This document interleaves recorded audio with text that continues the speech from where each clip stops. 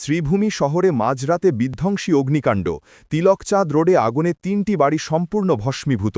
মামন দাস, রূপক দাস ও হীরক দাসের বাসগৃহ ছাই।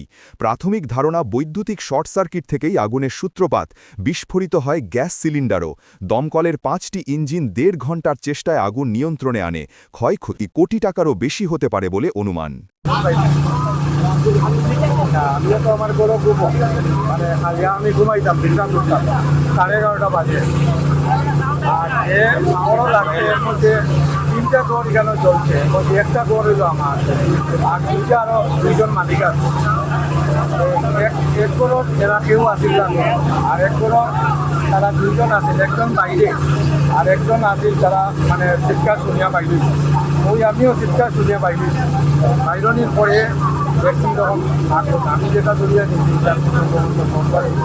এখানে করিমগঞ্জ শহরের বর্তমান শ্রীভূমি শহরের তিলকচাঁদ রোডে ঘণ্টাখানেক আগে আগুন লেগে যায়। আগুন লাগার পরে প্রথম অবস্থায় স্থানীয় মানুষরা কিছু বুঝতে পারেননি, কিন্তু পরবর্তী সময় দেখা যায় যে আগুন লাগার পর একের পর এক সিলিন্ডার বাস্ট হচ্ছে।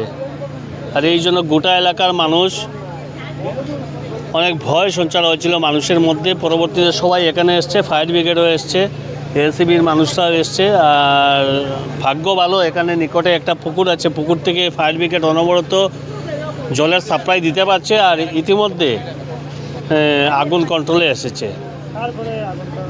এখানে স্থানীয় মানুষ যারা আছেন, মমন করে একজন ছিলেন, উনি নেই বর্তমানে। উনার গড়, রূপমের গড় এবং হীরক দাস বলে আরেকজন আছে, ওনাদের 3 জনের গড়েই আগুন লেগেছে।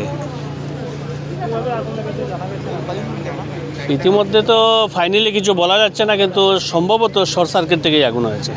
শর্ট সার্কিট থেকেই আগুন লেগেছে। পরবর্তীতে এলপিজি গ্যাস ছিল, গ্যাস সিলিন্ডার ছিল, একের পর এক গ্যাস সিলিন্ডারের বিস্ফোরণের জন্য আগুনের মাত্রাটা বেড়ে যায়।